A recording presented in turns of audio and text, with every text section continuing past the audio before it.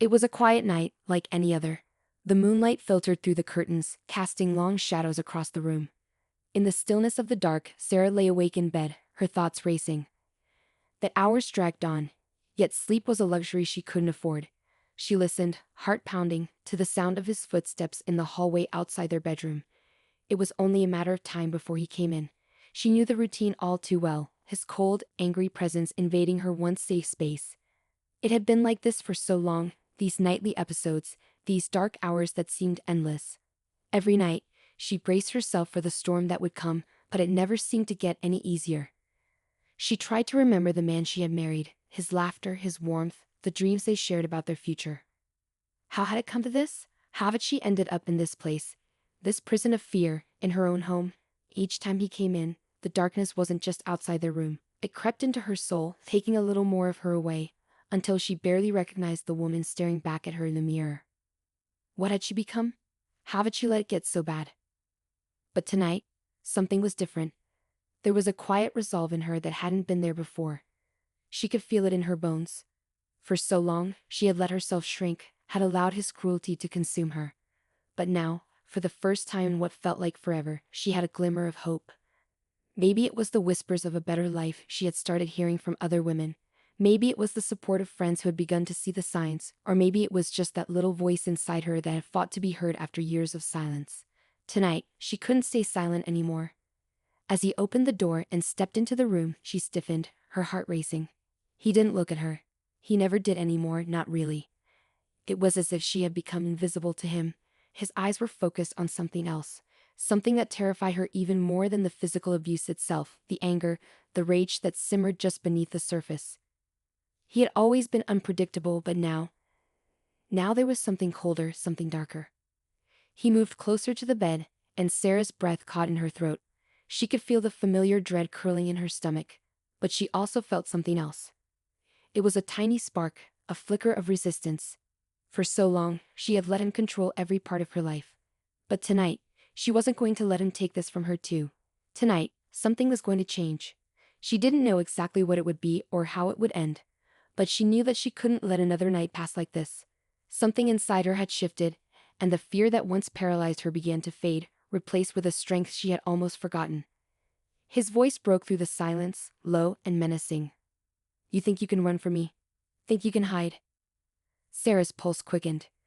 It was the same words, the same threats, but they didn't have the same power over her anymore. She opened her mouth to speak, to finally say the words that had been building up inside her for so long, but no sound came out. Her throat felt tight, the words trapped somewhere between fear and courage. He took a step closer, but this time, she didn't flinch. She stood her ground, her hands clenched by her sides. For once, she wasn't going to let him control her. He narrowed his eyes. "You think you have the strength to defy me?" he asked, his voice barely a whisper. The tension in the room grew thick. For a moment, it felt as if time had stopped. Sarah's breath was shallow, her heart hammering in her chest, but she didn't back down. She felt something rise within her, something she hadn't felt in years, an ember of defiance that burned brighter with every passing second. What would she do now? Could she really stand up to him? Could she break free from the grip of fear that had held her captive for so long? Or was this just another moment where she would shrink back into the shadows, too scared to speak, too scared to act? As he raised his hand, a familiar cold chill ran through her veins, but this time, she didn't feel quite as helpless. She wasn't sure how this would play out, but one thing was certain. Sarah was no longer the woman she had been when all of this began. She was someone else now. And for the first time in years, she realized she had a choice. But just as he was about to take another step toward her, something unexpected happened. A knock at the door. It was soft at first, barely audible, but it was enough to make them both freeze. It was a sound they both recognized, and for a moment, neither of them moved. Who could it be at this hour? Was it someone checking in? Someone who had finally noticed the cracks in the facade? Storm.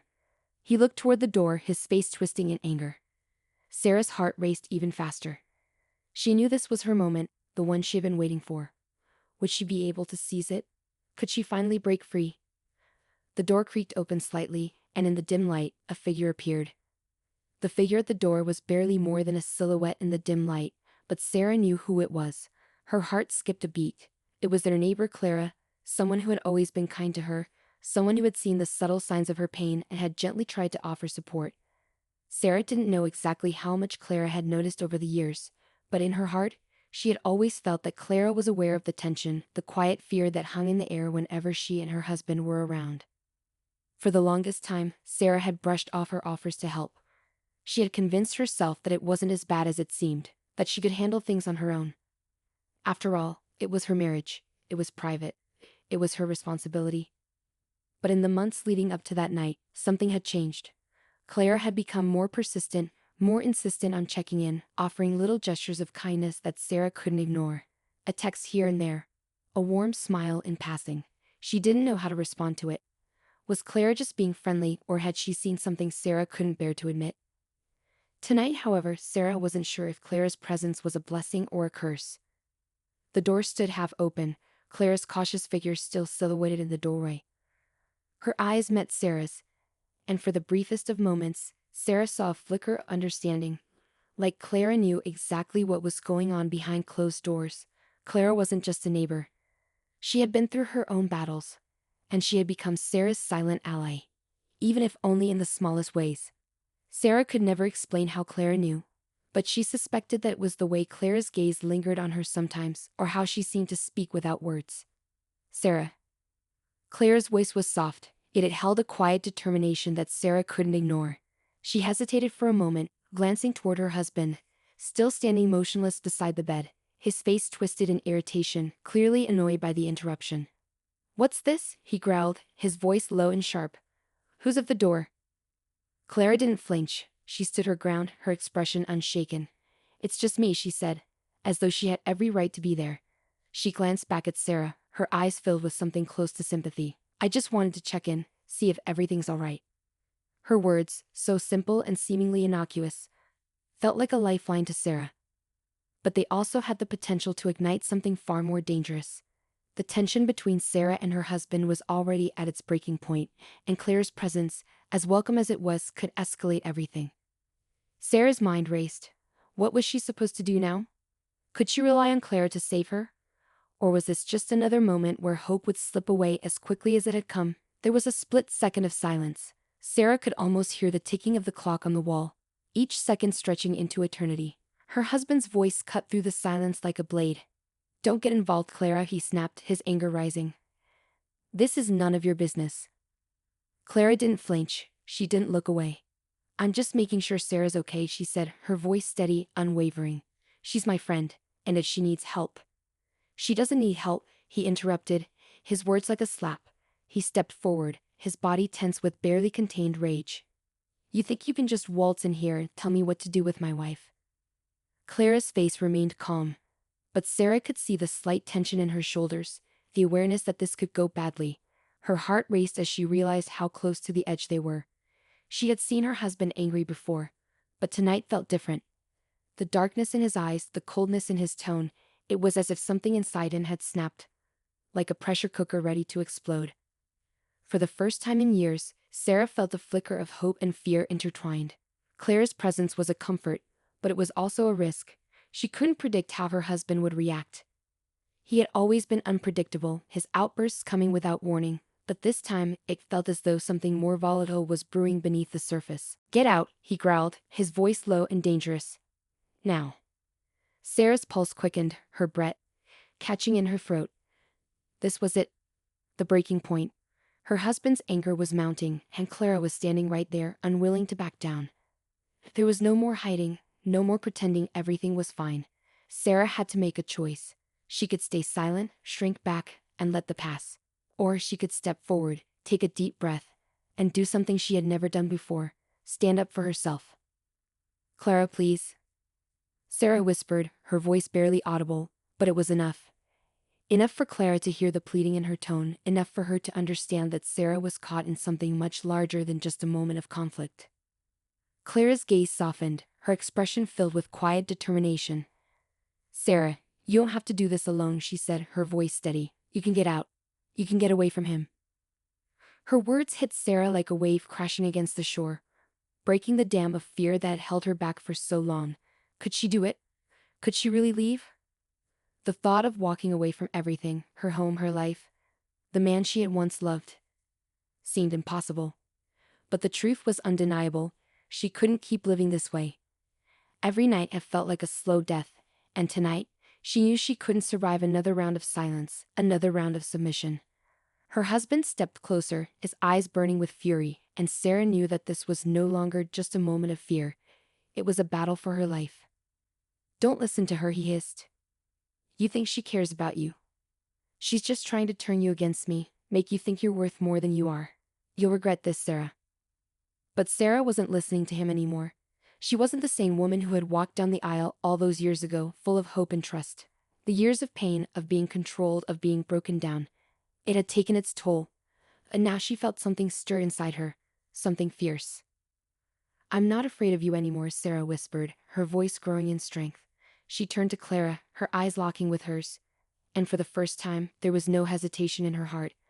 "I need your help." And in that moment, everything changed. As Sarah's words hung in the air, the room seemed to freeze. The tension was palpable, every second stretching into eternity. Her husband's face contorted with disbelief and rage. He took a step forward, his hands clenched into fists. But this time, Sarah didn't flinch. Clara stepped in front of her, a shield between Sarah and the man who had tormented her for years. The strength in Clara's stance was unwavering, and it sparked something inside Sarah, a flicker of courage that she hadn't felt in far too long. "Leave her alone," Clara said firmly, her voice steady. "This is over." Her husband's eyes widened for a split second, as if he couldn't process the situation. He had always been the one in control, the one who dictated every moment of their life together. But tonight, the scales had tipped. He wasn't in control anymore. "You think you can just walk in here and tell me what to do?" His voice was low, dangerous, but there was an edge of uncertainty creeping in. Sarah could see it in his eyes. He was no longer the confident man he once was. The power he held over her, over their home, was slipping through his fingers. Clara didn't back down. "No one should live in fear, least of all her," she said, her words strong, unshaken. "And you don't get to make her feel worthless anymore." Sarah's heart raced, her thoughts swirling. It was happening. She was standing up for herself, in front of the very man who had worn her down, in front of the man who had stolen her peace for so long. For the first time in years, she felt a spark of hope, a sense that maybe, just maybe, she could break free. Her husband stared at Clara, his face darkening with rage. "You don't know what you're doing," he spat. "You think you're helping her? You're just making things worse." Sarah's mind raced as she processed his words. She had always believed him, always accepted his lies. But now, with Clara by her side, she was seeing him for what he truly was, someone who thrived on control, on manipulation, on breaking people down until they were too afraid to fight back. The air felt thick, heavy with unspoken threats. But Sarah stood tall, her voice quiet but resolute. "I'm not afraid of you anymore," she repeated, louder this time. "This ends now. I'm done." The words tasted foreign in her mouth, but they felt like the truth. The years of pain, the nights spent in fear, they had led her here, to this moment where she finally took her power back. Her husband's eyes flashed with something primal, rage, fear, desperation. But as his gaze shifted to Clara, he seemed to realize something. The power he had once wielded over her was gone, replaced by the presence of a woman who wasn't afraid to speak up, who wasn't afraid to protect her. For a moment, there was silence. It was a silence that spoke volumes, a silence that carried the weight of years of abuse, of whispered apologies that never came, of promises that were never kept. Then with a sudden movement, her husband turned on his heel, storming out of the room, slamming the door behind him with a force that shook the walls. The sound reverberated through the house, and for a second, Sarah wasn't sure if she was still holding her breath, waiting for the storm to come back. But then she realized he was gone, for now, at least. Clara turned to her, her eyes soft with concern. "Sarah, are you okay?" Sarah didn't answer immediately. She just stood there, feeling the weight of everything that had happened, feeling a strange mixture of relief and disbelief. She had done it. She had finally stood up for herself, taken control of her own life. The sense of freedom that flooded her chest was overwhelming, and yet, she couldn't help but wonder what the next step would be. Could she really leave this life behind? Could she rebuild what had been broken? I don't know," Sarah whispered, "but I think I can finally start again." Clara smiled gently, placing a hand on Sarah's shoulder. "You don't have to do it alone. You've got people who care about you. You can leave whenever you're ready. But tonight, you've taken the first step. As Sarah stood there, the enormity of it all began to sink in. The years of fear, of questioning her worth, of hiding in the shadows. It was over. She was free. In the days that followed, Sarah made the hardest decisions of her life.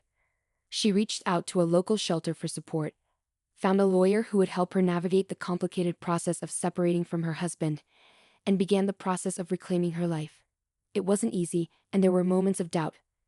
There were nights when the fear of what the future held kept her awake, wondering if she was making a mistake. But every time she doubted herself, she thought back to that night, the night she had stood up to him, the night she had found her voice.